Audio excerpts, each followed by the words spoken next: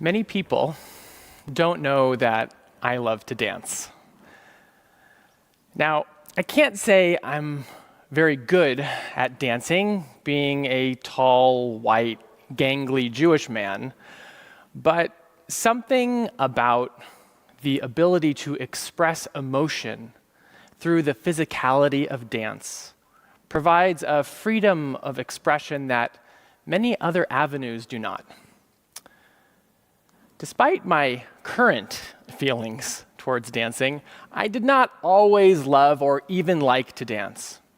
The requisite coordination and body movements on display for all to watch terrified me as a child.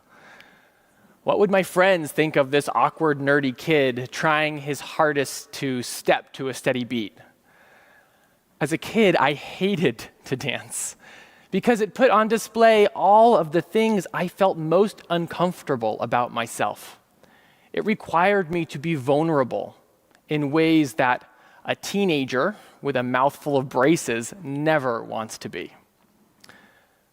And then came Jewish summer camp, where dancing happened as an all-camp activity every day and literally for over 3 hours on Friday night. For a couple of days, I avoided the dance floor. But then, on that first Friday night, literally everyone joined in dancing the new dance for the summer. For a moment, I held back, but then a friend reached out her hand and said, "Come on, I need a partner." I shyly responded that I didn't know the dance, and without even a second thought, she replied back, "Don't worry, I'll teach you," with a little air of annoyance, not because I didn't know the dance, but at the mere notion that I would even think of not joining in for such a silly reason. Jewish camp, as a child, a teenager, and then as a young adult, was a place in my life where I felt like I belonged, where I could be vulnerable without judgment, where I could try to figure out who I was and who I wanted to be.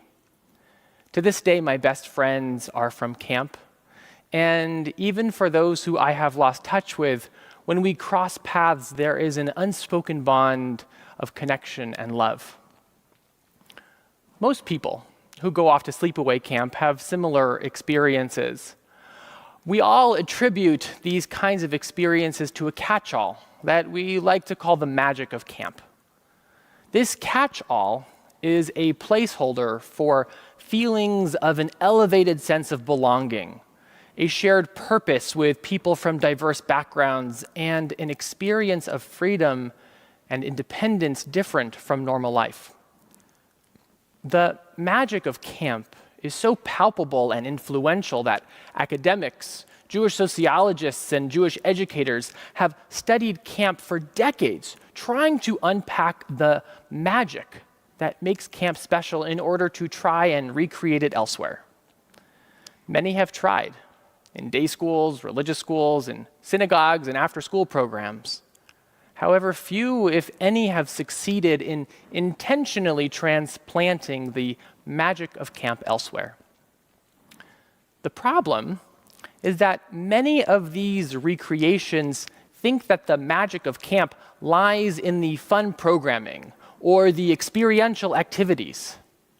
And while those are, of course, requisite to any decent camp experience, they are not the ingredients to the true camp magic that I experienced when I was invited onto the dance floor by a peer who didn't care if I made a complete fool of myself. That particular magic is created by places and times in our life where we are allowed and in fact invited to be our true, vulnerable, and authentic selves. As it happens, there is something inherently special about the particular place camp holds in the lives of its campers, which allows it to create this kind of magic. Campers leave home for an extended duration of time, build community with a diverse group of people, and work toward a common purpose. When I stop to think about these very specific requirements, I find that there have been other times in my life where I have felt the magic of camp, but not at camp. For example, my first year in college, and when I moved to Israel for my first year of rabbinical school. What all these experiences have in common is that they are moments of transition. Camp is a transition from one school year to the next, often also paired with a transition related to maturation. That first year in college is a transition between childhood and adulthood, or between career paths. These transitory experiences sometimes take weeks or even a year, but the one thing they have in common is that they are all in between an ending and a beginning. This last point might seem obvious, but it is critical. I'm not talking about transitions between point A and point B, or even a transition from an old house to a new house. The transitions we are talking about are the times in our lives between the ending of something significant and the beginning of something entirely new. In his book entitled Transitions, William Bridges calls these transitory times in our lives the neutral zone. Neutral zones are the spaces and times in our lives where critical psychological realignments take place. The time between an old reality and identity and a new one. Today, we are all living through a moment of transition, a neutral zone, as we try to reconfigure our lives to live with what is becoming the perpetual reality of COVID. Hopefully only for a short term longer, but then we will have to figure out what living in a post-COVID world looks like. Of course, many of us, me included, would like to think that we could just go back to the way things were, or even fast forward to the point that it is all figured out. But this wishing to either fast forward or go backward is unfortunately a fool's errand. There really is no going back and no wishing away the present. We are, as Bridges aptly puts it, squarely in the neutral zone, between the ending of our life before COVID and trying to create a new life for ourselves post-COVID. Our Jewish tradition knows about moments of transition well. The most famous moment of transition is the story of the Exodus, when we as an entire nation had to make the transition from slavery to freedom. Of course, we know that that transition was anything but easy. The Israelites constantly complained that life was better as slaves back in Egypt. They instigated rebellions, built false idols, and lied about the new promised land at its new siting. Instead of the normal 2-year journey to move from an enslaved people to a free people, they needed 40 years of transition. I really hope it doesn't take us that long today. Now, we might roll our eyes at the story and write off the Israelites as different from us today, but we have just as hard a time living in the neutral zone. Bridges explains that one of the difficulties of being in transition in the modern world is that we have lost our appreciation for this gap in the continuity of existence. For us, the feeling of emptiness associated with the neutral zone represents only the absence of something. So we try to find ways of replacing these missing elements as quickly as possible. We trick ourselves into thinking that the transition itself cannot be an important part of the process, and pray that it is only a temporary, if unfortunate, situation that must be endured. The problem is that this view of transitions does not honor the pain of the ending which preceded it. As crazy as it may seem, the Israelites needed to mourn the loss of their identity as slaves. They felt the pain of the burden and responsibility of freedom. An entire generation had to die and another to be born in order to move through their neutral zone. Perhaps because of our proven challenge with transitions, Jewish tradition builds in these neutral zones into regular life cycle events.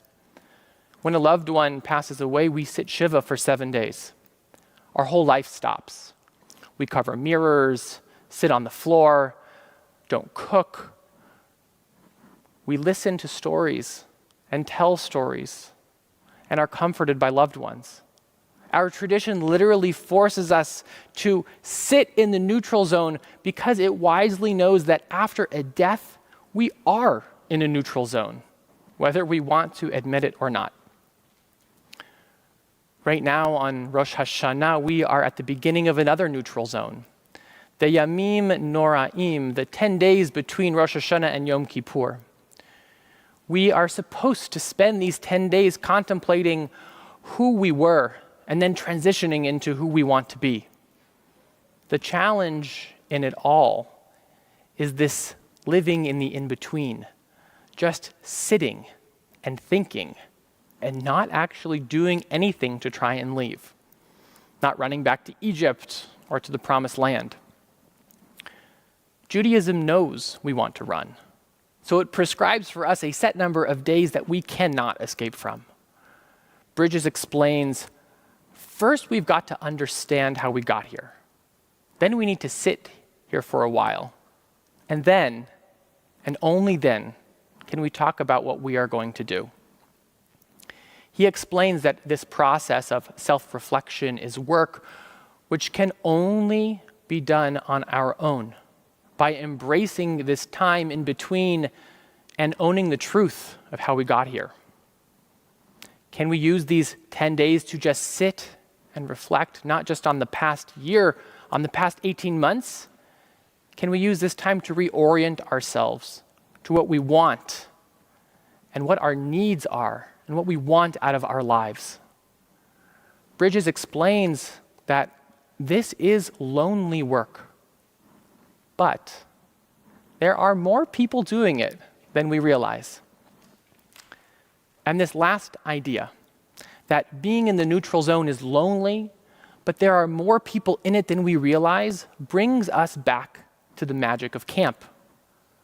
Camp is a place that builds the neutral zone into its very essence.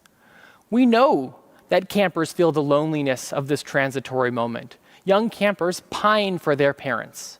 Tween and teen campers feel isolated as their bodies and desires change without their consent.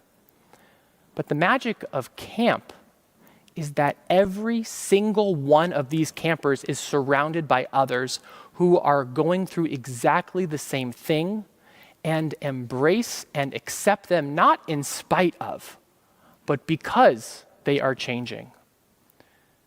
The same is true during the high holidays when we repent. It is a lonely and individual process of self-reflection, of measuring our past selves against the selves we want to be. But while the process itself is individual, we do it all together, in community, supporting each other every step of the way. Going through a neutral zone together is what makes the magic of camp. A community which creates the safe and loving space for each of us to really sit with who we are in order to grow into who we want to be, and accepts us on every stage of that journey. This is why our temple theme for this year is Min HaMeitzar, out of a narrow place. We as a community, like the Israelites, are leaving a narrow place of enslavement, enslaved by COVID and by our past. Where we are moving, none of us knows for certain, but we are creating spaces to be in the neutral zone together, like the conversations you have witnessed throughout our service tonight, and in our religious school where we are inviting in adult volunteers to work with students one-on-one as their mentors and to teach them Hebrew. Like the Israelites, we know there is a promised land somewhere off in the distance, but first we have to traverse the wilderness to get there. Will we act like the Israelites, pining for the past that cannot be recreated, or wishing away the present to reach the unknown future? I personally can relate to those desires, but there is also another option. We can embrace this neutral zone and create a community like camp that supports each other through this transition into whatever comes next.